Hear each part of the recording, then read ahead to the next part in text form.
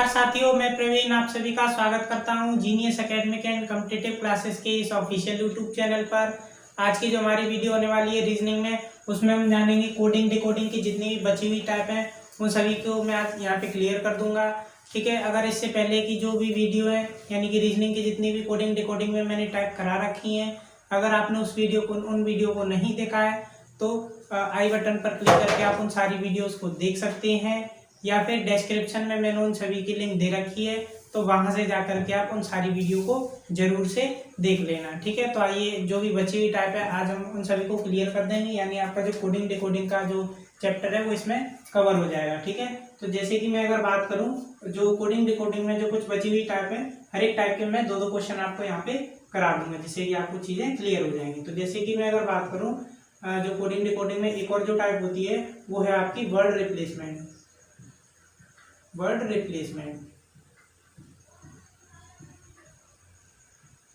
Replacement का मतलब क्या है? शब्द प्रतिस्थापन।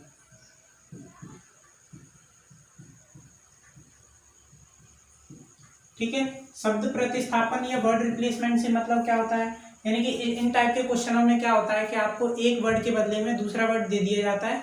उस टाइप के सवाल आपको इसमें देखने को मिलते हैं। जैसे कि मैं अगर एग्जांपल के लिए बताना चाहूँ तो जैसे कि मैं एक क्वेश्चन आपको समझा दे रहा हूँ जिससे कि आपको चीजें क्लियर हो जाए।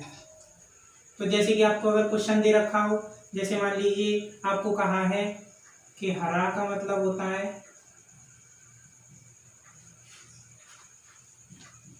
हरा का अर्थ है लाल, लाल का अर्थ है पीला, पीला का अर्थ है नारंगी, और नारंगी का अर्थ है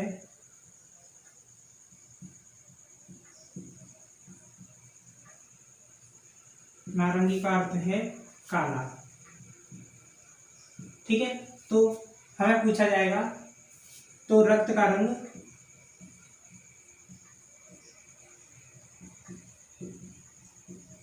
रंग होगा। ठीक है, यानी कहने का मतलब आपको पूछा गया, यानी कि आपको कहा गया है कि अगर हरे को हम लाल कहें, लाल को अगर पीला कहें, पीले को अगर नारंगी कहें, और नारंगी को अगर लाल कहें, तो रक्त का रंग मतलब जो रक्त का रंग होगा वो आपका क्या होगा, आपको बताना है। ठीक है, तो इस टाइप के क्वेश्चनों में क्या होता है, पहले तो आपको जो फैक्ट होता है वो पता होना चाहिए। जैसे कि मैं बात करूं, वैसे तो रक्त का जो रंग होता है वो क्या होता है, लाल होता है। ठीक है, जो रक्त का यानी कि ब्लड का जो कलर होता है वो क्या होता है, लाल होता है। पर यहाँ पे हमें ये देखना है कि लाल को क्या कहा गया है, तो आप देख सकते हो लाल को क्या कहा गया है, पीला। तो इसका आंसर आपका क्या हो जाएगा, यानी रक्त का जो रंग होगा वो आपका क्या होगा, पीला। ठीक है, इस टाइप से इसके आंसर हो जाते हैं। ठीक है ना, यानी कि रक्त का रंग आपका क्या हो जाएगा, आंसर पीला। यानी लाल को क्या कहा जा रहा है, वैसे तो रक्त का रंग लाल होता है पर लाल को यहाँ क्या कहा गया है, पीला। तो इसका आंसर क्या हो जाएगा आपका, पीला। ठीक है ना, इसमें क्या होता है कि यानी कि आपको आगे नहीं बढ़ना, यानी कि क्वेश्चन दे रखा, जैसे कि आपको इसमें और बाकी की जो चीजें होती है वो आपको वेस्ट यानी कि घुमाने के लिए दी होती है। जैसे कि आप अगर समझें कि जैसे लाल को पीला कहा जा रहा है, पीले को नारंगी बोल दिया, नारंगी को काला, तो इसका आंसर काला नहीं होगा। आपको सिर्फ उसी लाइन को देखना होता है जो क्वेश्चन में मतलब छिपी हुई होती है। ठीक है ना, जैसे कि आपको पूछा था रक्त का रंग, तो रक्त का लाल होता है और लाल को हम क्या कहेंगे, तो पीला। तो इसका आंसर भी क्या होगा, यानी रक्त का रंग क्या होगा, पीला होगा। इस टाइप के क्वेश्चन आपको इसमें देखने को मिलेंगे। आइए कुछ और क्वेश्चनों को इसी तरीके से देखते हैं। तो आइए एक और क्वेश्चन को देखते हैं। जैसे कि आपको साइड से दिख रहा होगा क्वेश्चन, जिसमें आपको कहा गया है कि आसमान को अगर काला कहा जाए, काले को अगर लाल कहा जाए, लाल को अगर जल कहा जाए, जल को अगर बादल कहा जाए, और बादल को अगर घर कहा जाए। तो जैसे कि आपको इसमें मैं 3-4 क्वेश्चन दे रखे हैं, उन सभी के आंसर आपको देने हैं। ठीक है, पहला क्वेश्चन आपको दे रखा है कि पक्षी कहाँ उड़ेंगे। ठीक है ना, पक्षी कहाँ उड़ेंगे। ठीक है, दूसरा आपको दे रखा है जो मगर कहाँ रहेगा। ठीक है, इस तरीके से आपको दे रखे हैं। तो इन सभी में आपको क्या करना है, सेम टाइप से आपको फॉलो करना है जैसे मैंने बताया, यानी आपको और किसी भी चीज पे ध्यान नहीं देना, आपको सिर्फ मेन वाला जो भी आपको फैक्ट दे रखा है उसी पे ध्यान आपको देना है। जैसे कि आपको इसमें पूछा था पक्षी कहाँ उड़ेंगे, तो पक्षी वैसे कहाँ उड़ते हैं, आसमान में, और आसमान को हमें क्या कहा गया है, काला। तो यानी इसका आंसर क्या होगा, यानी पक्षी कहाँ पे उड़ेंगे, काला। ठीक है ना, इसका आंसर क्या होगा, काला। ठीक है, अगर इसी तरीके से देखें तो मगर कहाँ रहेंगे, तो मगर कहाँ पे रहते हैं, पानी में रहते हैं, और पानी को यहाँ पे क्या कहा गया, बादल। तो इसका आंसर क्या हो जाएगा आपका, बादल। ठीक है ना, इस तरीके से आपके आंसर हो जाएंगे। ठीक है, इसी तरीके से आप कोई भी क्वेश्चन का आंसर यहाँ से दे सकते हैं। अगर आपसे पूछा जाए बालों का रंग कैसा होता है, तो आप क्या बताएंगे, काला को क्या, यानी बालों का रंग तो काला होता है, अब काली को क्या कहा गया, लाल। तो इसका आंसर क्या हो जाएगा आपका, लाल हो जाएगा, यानी बालों का रंग कैसा हो जाएगा, लाल। ठीक है, इस तरीके से आप इन क्वेश्चनों का आंसर यहाँ पे दे पाएंगे। तो आई होप ये वाली टाइप जो है वो आपके समझ में आ गई होगी। यानी इसमें क्या होगा कि आपको एक शब्द के बदले में दूसरा शब्द यूज करना होता है, इसीलिए हम इसे क्या कहते हैं, वर्ड रिप्लेसमेंट, यानी कि शब्द प्रतिस्थापन। यानी इस शब्द के बजाय इस शब्द के बदले में आपको ये वाला शब्द यूज करना होता है। ठीक है, तो इस तरीके से आपके ये क्वेश्चन हो जाएंगे। तो आइए इसी तरीके से जो इसकी सेकंड टाइप होती है, यानी रीजनिंग में, कोडिंग डिकोडिंग में जो इनकी जो और अगली टाइप है उनके बारे में जानते हैं। आइए इसी तरीके से जो अगली टाइप है उसे समझते हैं। तो जो अगली टाइप है वो है आपकी मिक्स। ठीक है ना, यानी इसमें क्या होता है, यानी कि मिश्रित कोडिंग होती है ये आपकी। ठीक है ना, मिश्रित कोडिंग से मतलब क्या होगा, यानी कि इसमें क्या होता है कि आपको यानी कि एक टाइप से वर्ड रिप्लेसमेंट जैसा ही है, बस इसमें जैसे कि मैं आपको एक एग्जांपल के लिए मैं समझा दे रहा हूँ जिससे कि आपको क्लियर हो जाएंगे। जैसे कि मान लीजिए आपको कहा गया दिस इज माई स्कूल। ठीक है, इसे आपको जैसे कि एक और सेंटेंस आपको दे रखा होगा,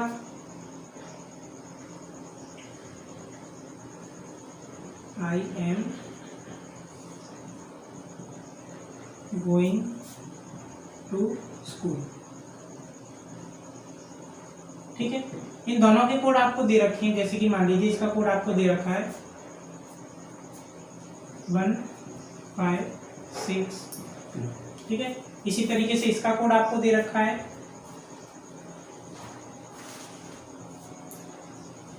8 3 9 5 4। ठीक है, इस तरीके से आपको दे रखा है, यानी कि दिस इज माई स्कूल, इसका मतलब आपको दे रखा है 1 5 6 2। इसी तरीके से I am going to school, इसका मतलब आपको दे रखा है 8 3 9 5 4। ठीक है, तो इसमें आपको पूछा है कि स्कूल का कोड क्या होगा, यानी कि स्कूल का क्या मतलब है इसमें। ठीक है, तो इस टाइप के क्वेश्चनों में क्या होता है, यानी कि इनमें क्या होता है कि जो भी आपको यानी कि जो आपको वर्ड दे रखे हैं उनके बदले में या तो कोई वर्ड दे रखा होगा या नंबर दे रखे होंगे। ठीक है, पर जरूरी नहीं कि सीक्वेंस में, यानी जैसे कि मैं अगर बोलूँ कि दिस का मतलब 1 नहीं होगा, कुछ भी हो सकता है इनमें से। ठीक है ना, तो इस टाइप के क्वेश्चनों को हम किस तरीके से करते हैं, यानी कि हमें उस चीज को देखना है जो इनमें कॉमन मिली हुई। जैसे कि हमें स्कूल पूछा है तो हम देख सकते हैं इसमें भी स्कूल है और इसमें भी स्कूल है, यानी कि हम देख सकते हैं कि इनमें स्कूल दोनों में क्या है, कॉमन है। ठीक है, हम ये और देख लेंगे कि कोई और चीज तो इसमें कॉमन नहीं है। तो जैसे मैं अगर देखूँ दिस नहीं है, यानी कि इनमें से कोई भी वर्ड किसी में कॉमन नहीं, तो यानी कि स्कूल दोनों में कॉमन है। तो हमें एक ऐसा यानी कि नंबर यहाँ पे देखना होगा जो दोनों में क्या हो, कॉमन। तो जैसे कि मैं देख पा रहा हूँ 5 दोनों में क्या है, कॉमन है। ठीक है, तो यानी स्कूल का मतलब क्या हो जाएगा, स्कूल का जो आंसर होगा वो क्या हो जाएगा, 5 हो जाएगा। ठीक है, इस तरीके से हम इन्हें बता पाएंगे। ये होती है आपकी मिक्स कोडिंग। और इसी तरीके से इसमें आपको जैसे कि यहाँ पे नंबर दे रखे थे, नंबर ना दे रखे, यानी नंबर ना दे करके आपको यहाँ पे वर्ड भी दे रखे होते हैं। तो आइए उस टाइप के क्वेश्चन को भी हम यहाँ पे समझ लेंगे। ठीक है, आइए इसी तरीके से एक और सवाल को देखते हैं जिसमें आपको कहा गया है कि नी टिन फू का मतलब होता है हाउ आर यू। इसी तरीके से आपको दे रखा है नी टिन से का मतलब होता है वेयर आर यू। तो इसमें आपको पूछा गया है कि वेयर का कोड क्या होगा। ठीक है, वेयर का मतलब क्या होगा। तो इस टाइप के क्वेश्चन भी सेम उसी तरीके से करेंगे, यानी इसमें कोई क्रम फिक्स नहीं होता है। तो हम देखेंगे कि कॉमन चीजें क्या है। तो मैं देख पा रहा हूँ कि आर और यू दोनों में कॉमन है, यानी कि आर और यू इसमें क्या कॉमन है। तो यहाँ पे भी हम देखेंगे कौन कौन से वर्ड कॉमन है, एक तो नी और एक टिन। ठीक है, अब हम देखेंगे यानी कि यहाँ पे ये दोनों कॉमन थे। ठीक है, अब बचा क्या है, वेयर अलग है, इसमें हाउ अलग है। तो यानी वेयर क्या हो जाएगा, यानी से, और हाउ का मतलब क्या हो जाएगा, फूड। और यहाँ पे आर और यू इन दोनों में से कोई सा एक हो सकता है, यानी कि इसका मतलब भी आर या तो हो सकता है या इसका मतलब आर हो सकता है। अगर इसका मतलब आर होगा तो इसका मतलब यू होगा, अगर इसका मतलब यू है तो इसका मतलब आर हो जाएगा। इस तरीके से ये हो जाएंगे। ठीक है, आइए एक और क्वेश्चन में बता दे रहा हूँ थोड़ा बड़ा सा, जिससे कि आपको और अच्छे से क्लियर हो जाए। आइए इसी तरीके से एक और एग्जाम्पल को समझते हैं। जैसे कि आपको इसमें दे रखा है टिम फू सो का मतलब ये दे रखा है सी इज गुड।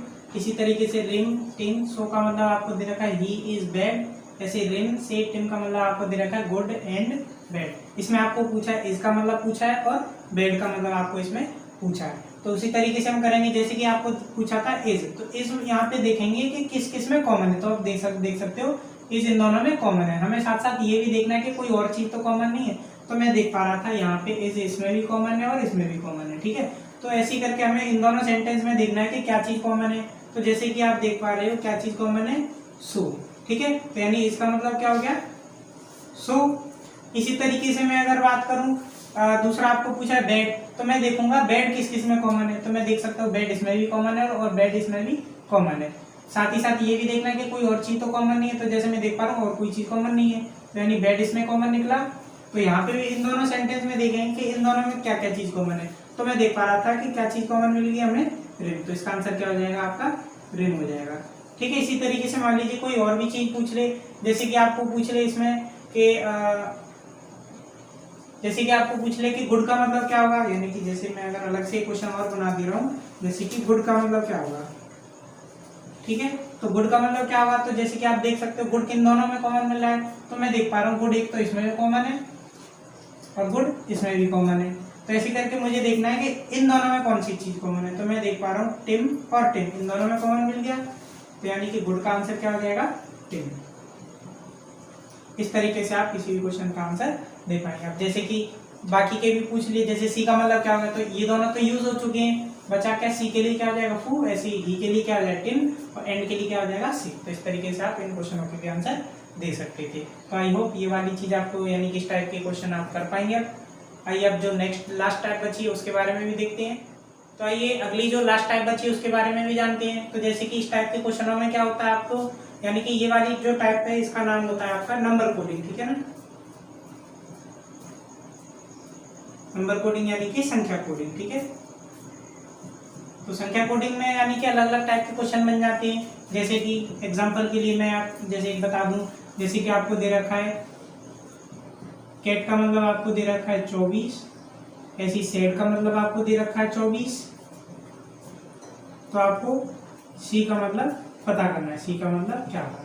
तो इस टाइप के क्वेश्चनों में क्या होगा, इस टाइप के क्वेश्चन आप किस तरीके से करेंगे तो वो भी आप देख लीजिए। तो जैसे कि आप यहाँ से अगर देखना चाहते हो इनका कोई सेंस नहीं बनना है, जैसे कि यहाँ 3 लेटर है जबकि यहाँ 2 ही डिजिट है। तो इस टाइप के क्वेश्चनों में क्या हो रहा होता है, यानी कि आप ये वाली यानी कि मेथड भी फॉलो करके चेक करके देख लेना, बाई चांस फॉलो हो जाए। तो इसमें क्या होता है, जैसे कि आप क्या कर लीजिए, इन सभी की कोडिंग लिख लीजिए। तो जैसे कि कोडिंग आपको ऑलरेडी याद है किस तरीके से, तो जैसे कि आप देख पा रहे हैं सी की कोडिंग क्या है 3, ए की 1 और टी की 20। तो जैसे कि मैं अगर देखूं अगर ये आ रहा है, अगर मैं इन सभी को जोड़ दूं 3 और 1 4, 4 और 20 कितने 24। तो मैं देख पा रहा हूँ इन सभी को जोड़ के कितना आ जाएगा 24 आ रहा है। क्या ये वाला मेथड एक इसमें भी फॉलो करके देख ले रहे हैं। तो जैसे कि मैं अगर देखूं तो एस का कोड कितना होता है 19। जैसे कि मैं अगर एस का कोड लिखना चाहूँ तो एस का कोड क्या होगा 19 प्लस ए का कोड कितना होगा 1 प्लस डी का कोड कितना होगा 4। तो जैसे कि मैं अगर इन दोनों को जोड़ूं, इन सभी को जोड़ूं तो 19 और 1 20, 20 और 4 24। तो मुझे पता चल गया कि इनमें क्या हो रहा है कि जितने भी जो लेटर के जो कोड हैं उन सभी को क्या कर लिया गया है, प्लस कर लिया गया है। तो इसी तरीके से इसका भी आंसर हम बता दें। तो जैसे कि सी का पता करना है तो सी मतलब यानी कि एस का मतलब क्या 19, एस का मतलब 19, एच का मतलब कितना 8 और ई का मतलब कितना 5। तो हम इन सभी को भी जोड़ लेंगे। तो यानी कि अगर आप इन्हें जोड़े तो 19 और 8 कितने 27, 27 और 5 हो जाएंगे आपके कितने 32। ये आपका आंसर हो जाएगा। तो इस तरीके से आप कर पाएंगे।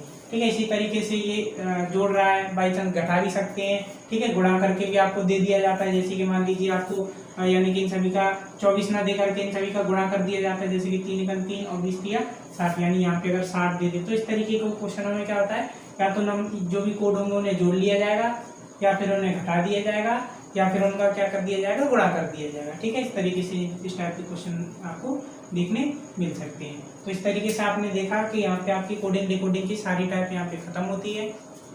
तो वीडियो आपको कैसी लगी, अगर वीडियो आपको पसंद आई हो तो वीडियो को लाइक करें, शेयर करें ताकि और भी लोग इस वीडियो का फ़ायदा उठा सकें।